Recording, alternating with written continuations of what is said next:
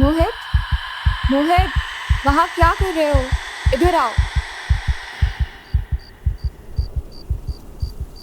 मोहित की सांसों में सांस वापस आती है। नंदिनी उसे अपने पास बुलाती है। क्या बात हो गई मोहित? काफी डरे हुए लग रहे हो। मुझे मुझे ऐसा लगा किसी ने मेरा नाम पुकारा है। पता है, मेरे बाबा कहते हैं जो हमें दिल से याद करता है उसकी पुकार हमें सपनों में सुनाई देती है। मोहित नंदिनी की मासूमियत को उसकी आंखों में देखता है। उसकी बड़ी बड़ी आंखों में सच्चाई थी।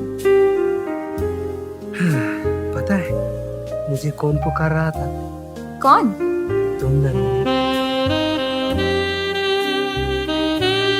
यह सुनकर नंदिनी शर्मा जाती है। उस कमरे की धीमी रोशनी में वो बहुत खूबसूरत दिख रही थी।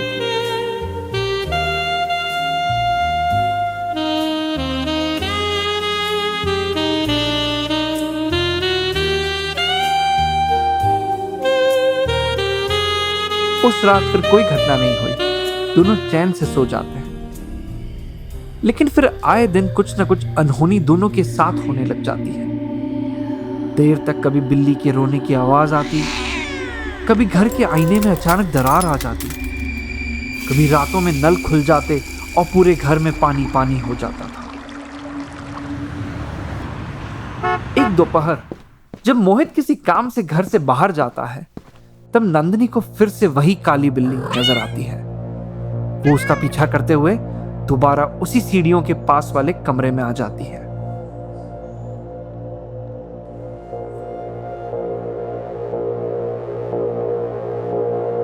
वो कमरे की चीजों को ध्यान से देखने लग जाती है। तभी उसे कमरे में एक बड़ी सी कुल्हाड़ी मिलती है जिसके हत्थे पर खून के निशान थे। उसे देखकर ऐसा प्रतीत हो रहा था कि जैसे वो ताजा ही निशान हो। फिर एक रात मोहित को किसी के पुकारने की आवाज सुनाई देती है। मोहित, मोहित, घबराकर जैसे ही वो आंखें खोलकर देखता है, नंदिनी उसके पास नहीं होती है। वो अपनी चारों तरफ देखता है। मोहित को कुछ बुदबुदाने की आवाज सुनाई देती है। वो देखने के लिए कमरे से बाहर आता है।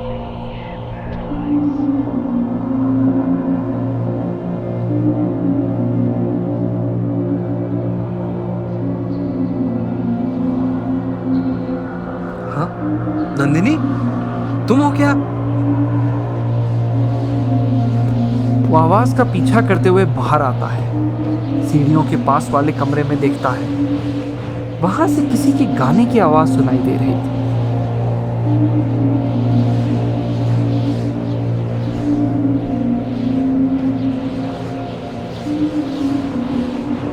नंदिनी, क्या तुम हो वहां? मोहित अगले ही पल उस दरवाजे को तोड़कर अंदर चला जाता है और देखता है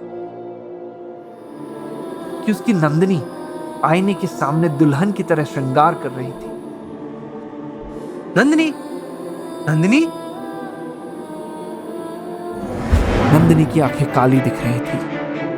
मोहित उसे देख के बहुत डर जाता है। मोहित वहां से भागने का सोचता है। वो कुछ कदम पीछे लेता है कि तभी अचानक नंदिनी उसके सामने आ जाती है। नंदिनी अपने नुकीले हाथों से उसकी गर्दन पकड़ लेती है। उसके नाखून उसके गले में गड़ गए। खून निकलना चालू हो गया था। अब नंदिनी उस पर हावी होती है। मोहित झटपटाने लगता है। सांसें रुकने लगती हैं कि तभी गन चलने की आवाज आती है कमरे में।